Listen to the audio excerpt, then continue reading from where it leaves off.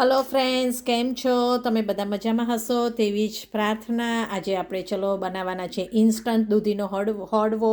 તો તેના માટે જો મેં દૂધી લઈ અને તેને હળવાનો લોટ આવે તેમાં મિક્સ કરી દીધું છે. દૂધીને છીણી કાઢી એની અંદર આદુ મરચાં અને લસણની પેસ્ટ છે, ગોળ છે, હળદર છે, મરચું છે, ધાણા જીરું છે, તલ છે, હિંગ છે, અજમો છે અને આ ખાટું દહીં છે.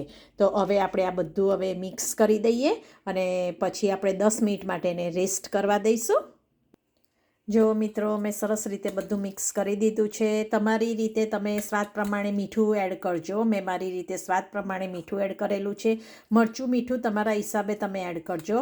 અને હવે તેલ મૂક્યું હતું. 3 ચમચી મેં આમાં તેલ મૂક્યું છે મોવણ માટે. તમે તેલ ના મૂકવાના હોય અને માર્જેરીન મૂકતા હોય તો માર્જેરીન પણ ચાલે. તો આવી રીતે બરાબર તેલ ને બધું મિક્સ થઈ ગયું છે.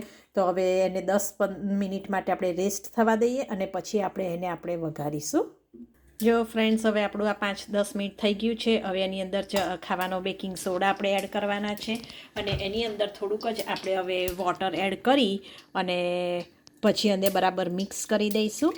મિક્સ કર્યા પછી આપણે હવે તરત જ વઘારી દેવાનું છે.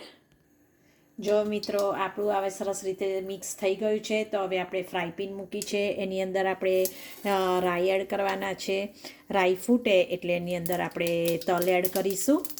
જો આપણી રાઈ કેવી સરસ રીતે ફૂટી રહી છે. તો એની અંદર હવે આપણે તલ એડ કરવાના છે.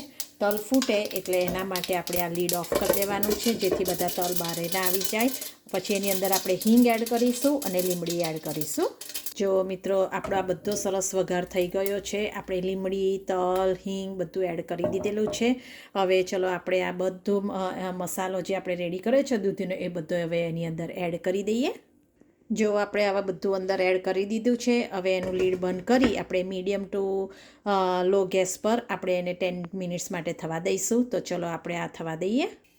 જો ફ્રેન્ડ્સ, હવે લીડ ઓપન કરીએ. આપણું વન સાઈડ થઈ ગયું છે. તો હવે આપણે એને ટર્ન કરી લઈએ. જો મેં ટર્ન કરી દીધેલું છે. કેવું સરસ રીતે આ ફ્રાય પેનમાં જ આવી રીતે ઓળવો થઈ ગયો છે. જુઓ, હવે આ ટર્ન કર્યું એટલે એ સાઈડે હવે આપણે 10 મિનિટ્સ માટે કૂક થવા દઈએ. તો એનું લીડ બંધ કરી દઈએ અને 10 મિનિટ્સ કૂક થવા દઈએ. હલો ફ્રેન્ડ, જો હવે આપણો હળવો રેડી થઈ ગયો છે. તો હવે આપણે આ ગેસ બંધ કરી દઈએ ને હવે હું તમને પ્લેટિંગ કરીને બતાવું કે બોથ સાઈડથી કેટલો આપણો સરસ હળવો સોફ્ટ અને નાઇસ થયો છે. તો ચલો આપણે પ્લેટિંગ કરીએ. જો ફ્રેન્ડ્સ, આપણી પ્લેટિંગ રેડી થઈ ગઈ છે.